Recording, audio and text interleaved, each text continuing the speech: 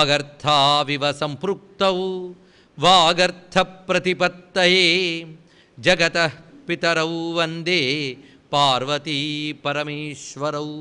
భజే శ్రీచక్రమధ్యస్థాం దక్షిణోత్తరయోః సదా శ్యామావార్తాళి సంసేవ్యాం భవానీం లలితాంబికాం. నమో మహద్భ్యో ఋషిభ్యో గురుభ్యః. వశిన్యాది వాగ్దేవతలు అమ్మవారి ఆజ్ఞతో అనుగ్రహించినటువంటి లలితా సహస్రనామ స్తోత్రం ఇదొక మహావిద్య. ఒకవైపు స్తోత్రంగా కనిపిస్తూనే శాస్త్రముగా ఉన్నది అనే విషయాన్ని ప్రస్తావన చేసుకున్నాం.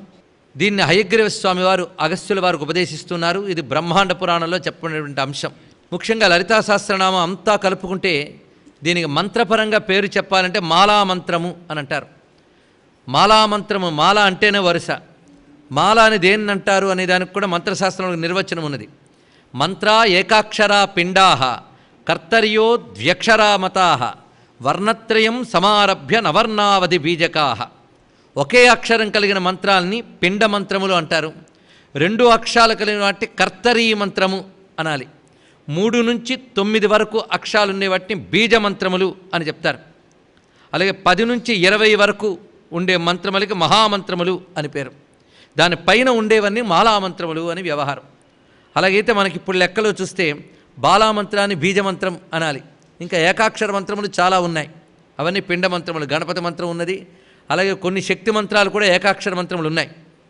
ఇక నవార్ణ మంత్రములు అంటే బాలామంత్రం, చండీ మంత్రం, వీటికి బీజమంత్రములు అని పేరు. పంచదశి మొదలైనవి మహామంత్రము అని. ఇప్పుడు ఈ ప్రకారంగా మనం చూస్తే లలితా సహస్రనామం మాలామంత్రం. ఎందుకంటే చాలా అధిక సంఖ్యలో ఉన్నటువంటివి మనకు కనబడుతున్నాయి. మొత్తంగా ఒక్కొక్క పాదం మనం పరిశీలిస్తే ప్రతి పాదంలో 16 అక్షరాలు ఉంటాయి. లలితా సహస్రనామ స్తోత్రం అంతా అనుష్టుప్ అనే ఛందస్సులో రచింపబడింది. అనుష్టుప్పు వైదిక ఛందస్సు. మొట్టమొదటి కావ్యాల్లో కూడా వాల్మీకి అనుష్టుప్పుతోనే ప్రారంభించుకున్నారు రామాయణం అంతా. తర్వాత వ్యాసాదులు కూడా పురాణాలని ఆ పద్ధతిలోనే అనుసరించారు. కొన్ని ప్రత్యేక ఛందస్సులు రచించిన అనుష్టుప్పుకు ఎక్కువ ప్రాధాన్యం ఇచ్చారు. అనుష్టుప్పు వైదిక ఛందస్సు, దానిలో ఒక పరిపూర్ణమైన శక్తి దాగి ఉన్నది. ఆ మాటకు వస్తే గాయత్రి సంపూర్ణంగా మనం పరిశీలిస్తే అది కూడా 4 పాదములే. అనుష్టుప్పు కూడా 4 పాదములుగానే కనిపిస్తుంది. అది 32 అక్షరాలే, ఇది 32 అక్షరాలే.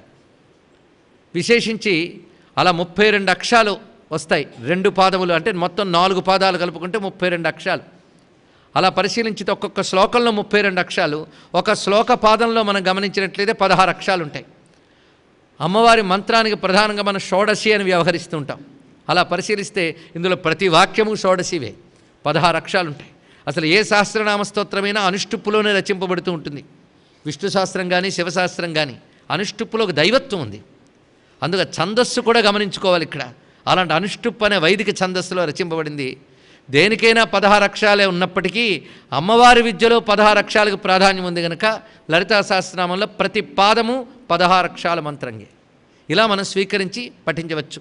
మరొక ప్రత్యేకత ఏంటంటే ఇందులో శ్లోక సంఖ్య సరిగ్గా మనం పరిశీలిస్తే ఎక్కడికి పూర్తవుతుందంటే ఏవం శ్రీ లలితాదేవ్యా నామ్నాం సహస్రకం జగుహు. జగుహు అంటే కీర్తించారు, గానము చేశారని. ఎవరు గానం చేశారు? వశిన్యాది వాగ్దేవతలు ఈ విధంగా 1000 నామాలు గానం చేశారనేది చివరి వాక్యం.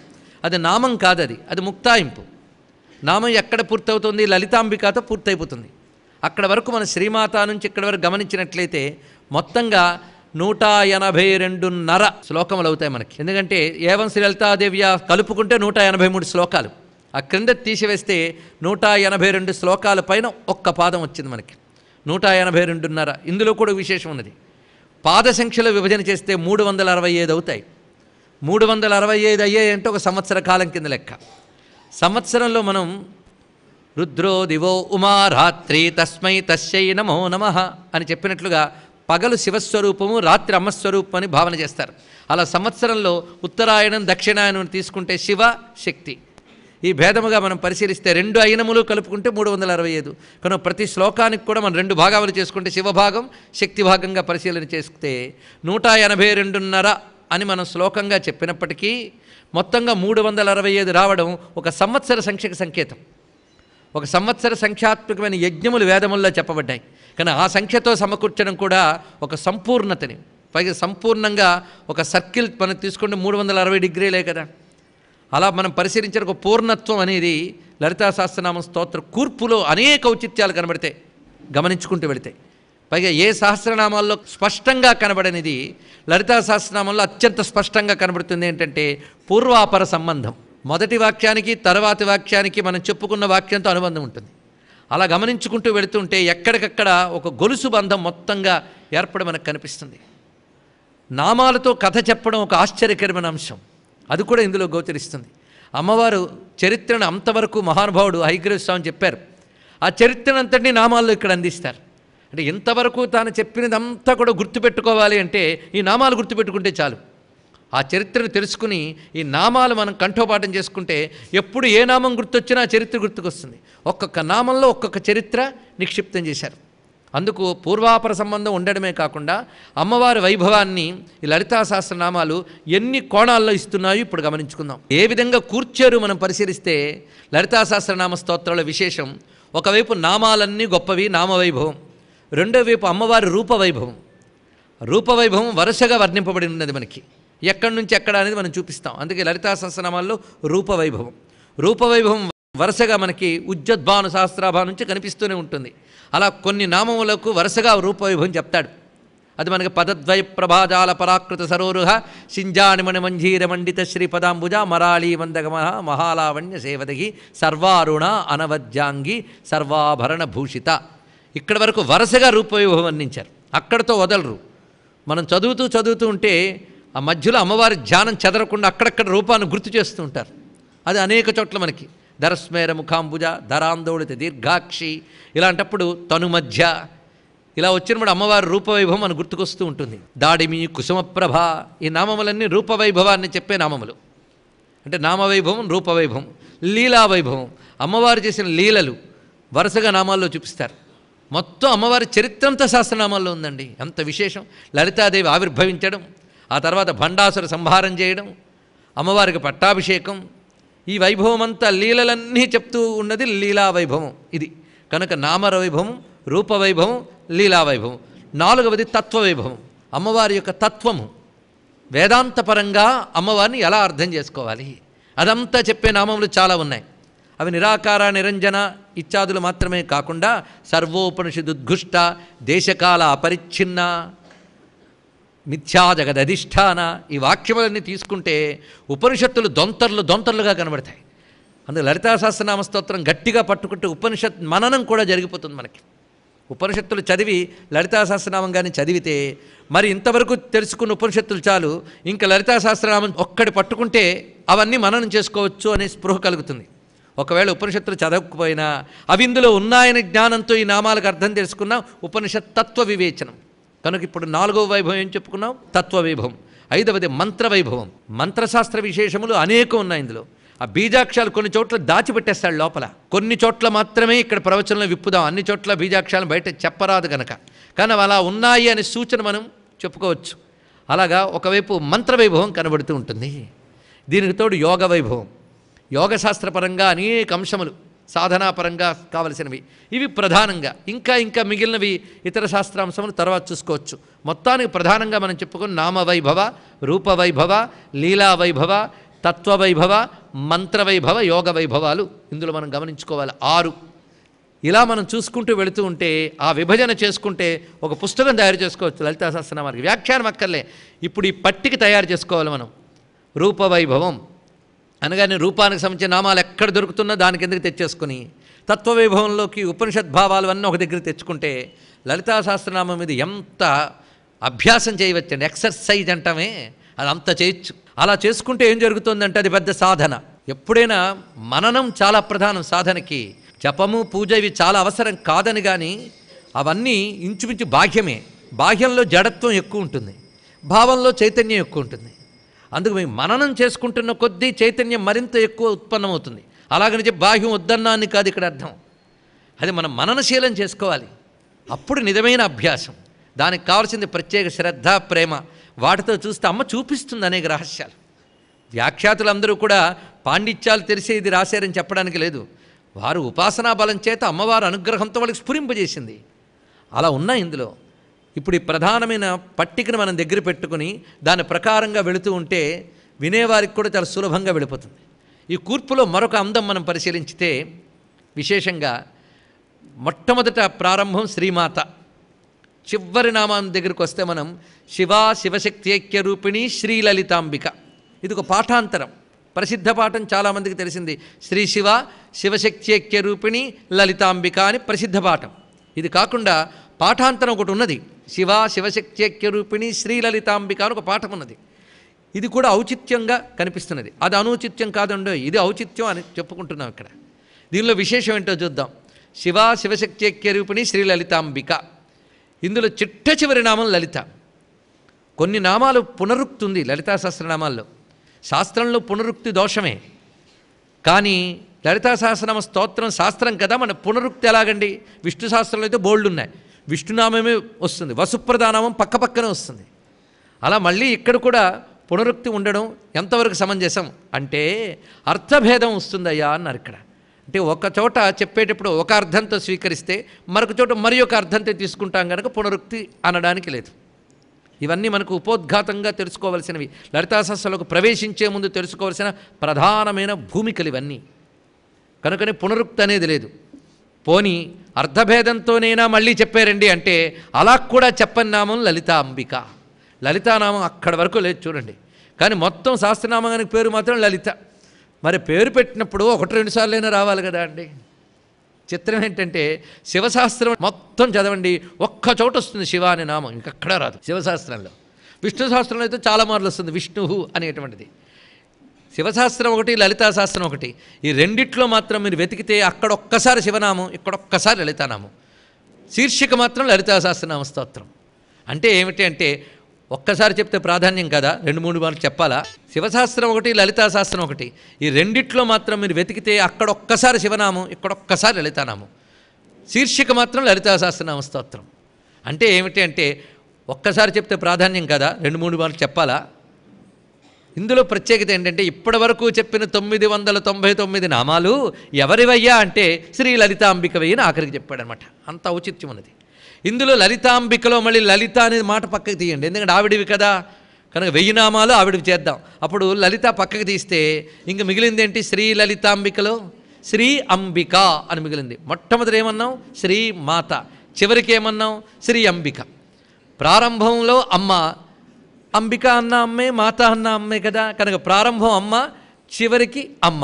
అమ్మతో మొదలై అమ్మతో పూర్తవుతుంది లలితా సహస్రనామ స్తోత్రం. అదొక అందమైనటువంటి కూర్పు. ఎందుకంటే అమ్మకి 1000 పేర్లు ఉండొచ్చు, కానీ బిడ్డకి మాత్రం ఆ తల్లికి ఒకటే పేరు అమ్మ అంతే. కనుక మనం అందరం బిడ్డలము, పిలవాల్సింది అమ్మా అనే. ఎంత ఆపదలో ఉన్నా అమ్మా అని పిలుస్తాడు. ఆఖరికి 100 ఏళ్ల వృద్ధుడై మంచం మీద ఉన్నప్పుడు కూడా మూలిగినప్పుడు మాత్రం అమ్మా అని మూలుగుతాడండి. అది ఈ అమ్మ అనేది ఎవరిని ఉద్దేశించి? ఆ చిన్నప్పుడు ఎప్పుడో వాడి తల్లి కన్నది, పెంచింది, పోషించింది, వెళ్ళిపోయింది. ఆ జీవుడు అమ్మా అని అరుస్తున్నాడంటే ఎవరిని ఉద్దేశించి అంటే ఆ పరమాత్మనే అమ్మా అని పిలుస్తున్నాడు. కనుక అమ్మా అని పిలువబడ్డ పరమాత్మయే శ్రీ లలితాంబిక. ఇది ప్రధానమైన అంశం ఇక్కడ.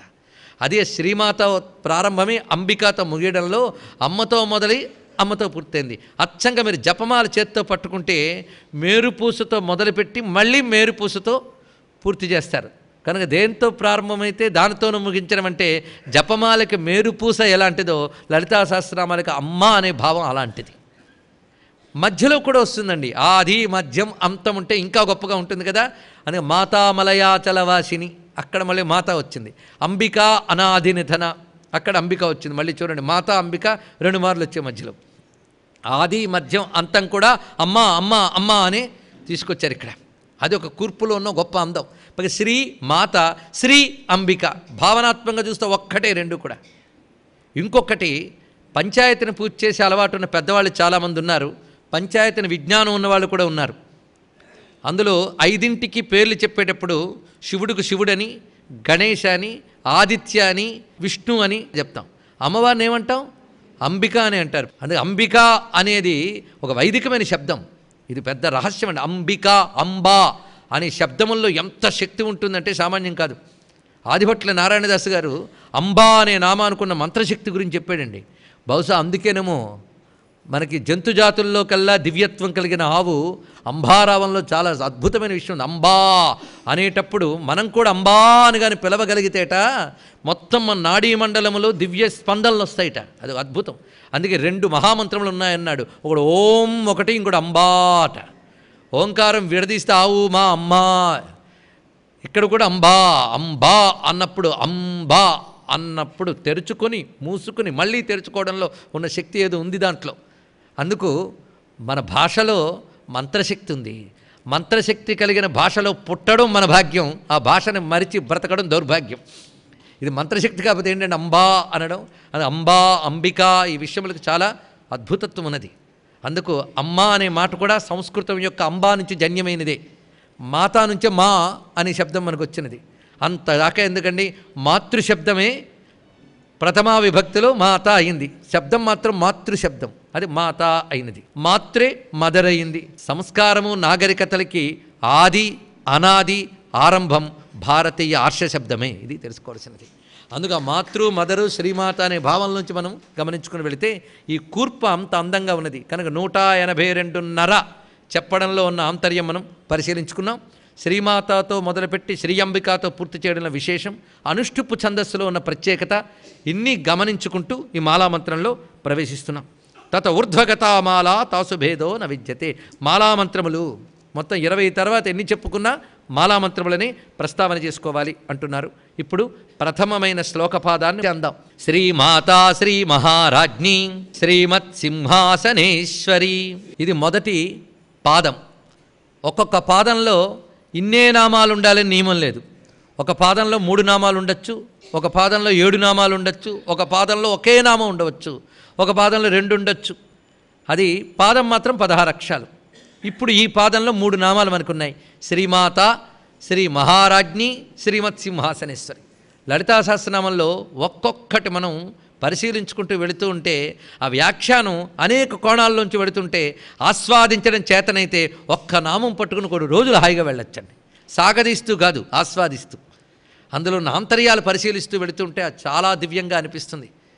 అయితే ఒక క్రమం ఉంది. లలితా సహస్రనామంలో క్రమం ఉందని చెప్పుకున్నాం. పూర్వాపర సంబంధం ఒకడు మొదలు పెట్టేటే తర్వాత దానికి అనుబంధం. ముందు ఆ క్రమం మనం గమనించుకోవాలి. అసలు లలిత అనబడేది ఒక ప్రత్యేకమైన దేవతయా? ఎంతమంది దేవతలు ఉన్నారు? ఈ ప్రశ్న వేస్తే మన వేదం ప్రకారం, వేదాంత ప్రకారం ఉన్నది ఒకడే పరమేశ్వరుడు. ఆయన తన యొక్క శక్తితో ఈ ప్రపంచానంతా నిర్వహిస్తున్నాడు. ఉపాసకుల కోసమని, లోక నిర్వహణ కోసమని ఒకే పరమేశ్వరుడు అనేక రూపములతో ఉపాసించబడుతూ ఉంటాడు. ఇప్పుడు చెప్పిన ఈ 3 వాక్యములే మొత్తం హిందూ మతం అర్థం చేసుకోవడానికి పనికొచ్చే ప్రధానమైన అంశములు. అందుకే ఒకడే ఈశ్వరుడు.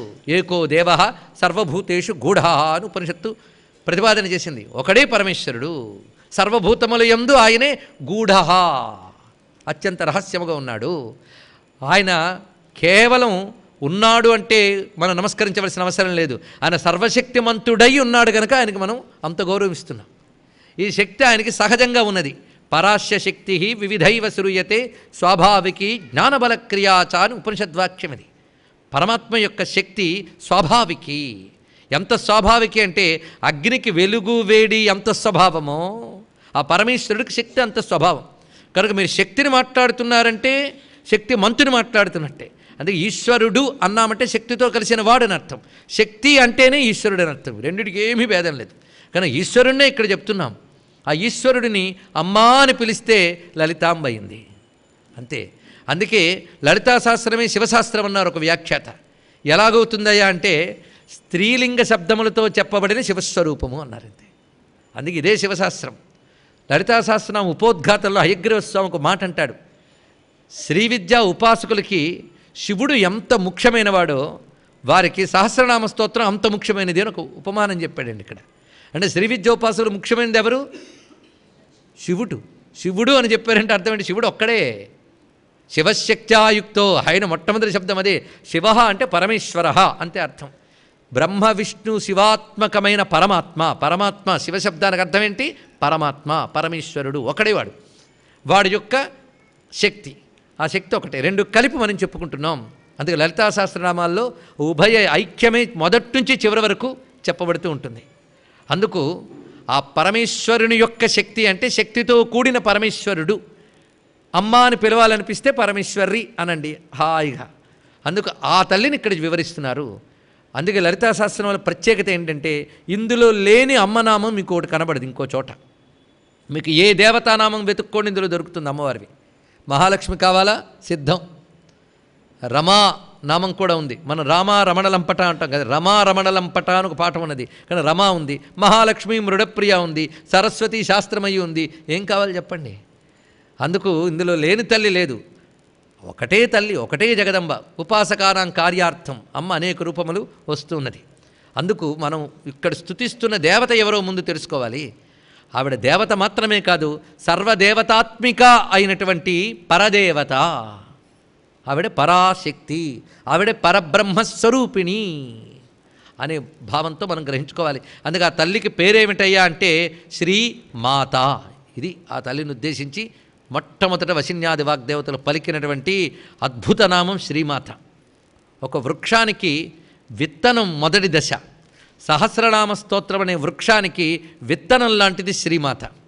అందుకే విత్తనం దగ్గర పెట్టుకుంటే చెట్టంతా దగ్గరున్నట్టే. విత్తనానికి మరొక సంస్కృతంలో బీజం అంటారు. అందుకే ఇది ఒక విధంగా బీజనామమే అని భావన చేసుకుని నిరంతరం ఎవరైతే దీన్ని సాధన చేస్తారో, బీజం తెచ్చుకుని వచ్చి వ్యవసాయం చేస్తూ ఉంటే అది భూజమై మనకు ఫలాన్ని ఇస్తుంది. అదేవిధంగా శ్రీమాతా నామాన్నే నిరంతరం సాధన చేస్తే అది మనకి సహస్రనామంలో ఫలాన్నంతటిని ఇస్తుందో సందేహం లేదు. అందుకు ప్రారంభమవుతున్న ఈ నామం సామాన్యమైనది కాదు, అంత దివ్యనామం శ్రీమాత. ఇప్పుడు దీన్ని వ్యాఖ్యానం మొదలు పెడితే అసలు ఉపనిషత్తు పరమాత్మ అంటే ఏమిటో నిర్వచనం చేస్తూ తైత్తిరీయంలో ఒక అద్భుతమైన మంత్రం చెప్పింది. ఎవడు భగవంతుడి గురించి చెప్పినా ముందు అది చెప్పి తర్వాత చెప్పాలండి. మీరు ఏ రూపంతో పరమాత్మను ఆరాధించినా పరమాత్మ అంటే ఇది అని తెలుసుకుని ఆరాధించండి. అదే యతో భాయమాని భూతాని జాయంతే ఏన జాతాని జీవంతి యత్ ప్రయత్యభిసంవిశంతి తద్విజిజ్ఞాసస్వ తద్బ్రహ్మేతి. ఇది తైత్తిరీయంలో పరబ్రహ్మం అంటే ఏమిటి అనే ప్రశ్నకి సూటి సమాధానం అండి. ఇది ఒక్కటి తెలుసుకుంటే చాలు, ఇంకా దాన్నే అర్థం చేసుకుంటే అన్నిటికీ సరిపోతుంది. పరబ్రహ్మ అంటే తద్విజిజ్ఞాసస్వ తద్బ్రహ్మేతి. బ్రహ్మం అనగా ఇది అని తెలుసుకో అని వరుణుడనే మహర్షి భృగువనేటువంటి శిష్యుడికి చెప్తున్నాడు. తైత్తిరీయంలో భృగువల్లిలో మనకు వస్తున్నది ఉపనిషత్తుల్లో. అంటే లలితా సహస్రనామ ప్రారంభమే ఉపనిషత్తు. మరి సర్వోపనిషత్తు ఉద్ఘుష్ట కదండి ఆవిడ. అని లలితా సహస్రనామం ఒక ఉపనిషత్తు అనుకున్నప్పుడు మనం చూస్తే ఉపనిషత్తులో ప్రధానమైన మంత్రం ఇక్కడ చెప్పబడుతున్నది. బ్రహ్మం అంటే ఏంటో కదయ్యా, 3 మాటలతో చెప్తున్నాను విను అన్నాడు ఆయన. యతోవా ఇమాని భూతాని జాయంతి. ఈ సర్వభూతములు అంటే ఈ ప్రపంచము, జీవులు, ఈ ప్రపంచం అనగానే భూప్రపంచమే కాదు, సర్వలోకములు, సర్వజీవులు. జీవులు అనగానే దేవతలు మొదలుకొని బ్రహ్మదేవుడు మొదలుకొని పిపీలకం వరకు సర్వజీవులు. వీరందరూ ఎవరి వలన కలుగుతున్నారో, యతోవా ఇమాని భూతాని జాయంతి, ఎవరి వల్ల కలుగుతున్నారో, ఏన జాతాని జీవంతి, ఎవరి వలన పెరుగుతూ ఉనికి కలిగి ఉన్నారో రెండవది అది. మూడవది చివరికి ఎవరిలో లయమైపోతున్నారో అదే బ్రహ్మము. ఇదొక్క బ్రహ్మం అనడానికి ఇది ఒక్కడే మాట. ఇదే తీసుకుని సరిగ్గా బ్రహ్మసూత్రంలో మొట్టమొదటి సూత్రమే జన్మాద్యస్య యతః. మొదటిది అధికార భేదం చెప్పినటువంటి అధాతో బ్రహ్మ జిజ్ఞాస విడిచిపెడితే తర్వాత మంత్రం ఏమిటి? జన్మాద్యస్య యతః. జన్మాదులన్నీ ఎవరి వల్ల కలుగుతున్నాయో ఆయనే బ్రహ్మము. ఇది సూత్రం. ఇదే మొట్టమొదటి మాట గజేంద్రుడికి. ఎవ్వని చే జనించు జగం ఎవ్వని లోపల ఉండలేదమై ఎవ్వని యందుడిందు పరమేశ్వరుడు ఎవ్వడు. ఇదండి పరమాత్మకి ఇది ఒక్కటే నిర్వచనం. సృష్టి స్థితిలన్నీ ఎవరి వల్ల కలుగుతున్నాయో అతడే పరమేశ్వరుడు. కనుకనే ఇప్పుడు మనం చెప్పుకుంటున్నది ఆ పరమేశ్వరి గురించి, ఆ పరమాత్మ గురించి కదా. కానీ అదే నిర్వచనం చెప్పాలి ఇక్కడ. అదే ప్రారంభించారు. బ్రహ్మసూత్రాలు ఎలా మొదలవుతున్నాయో లలితా సహస్రనామ స్తోత్రం అలాగే మొదలవుతుంది. పరిశీలించండి. అందుకే ఇది బ్రహ్మ విద్య, శ్రీ విద్య, బ్రహ్మ విద్య ఎందుకో ఇప్పుడు తెలిసిపోయింది. మీ అభిప్రాయాలను, సూచనలను మాకు తెలియచేయాల్సిన చిరునామా భక్తి TV, care of Rachana television private limited, road number 92, Jubilee hills, Hyderabad 5,96,000. మా ఇమెయిల్ ఐడి bhaktihyd@gmail.com. మా వెబ్సైట్ www.bhaktitv.in. Phone number 90101223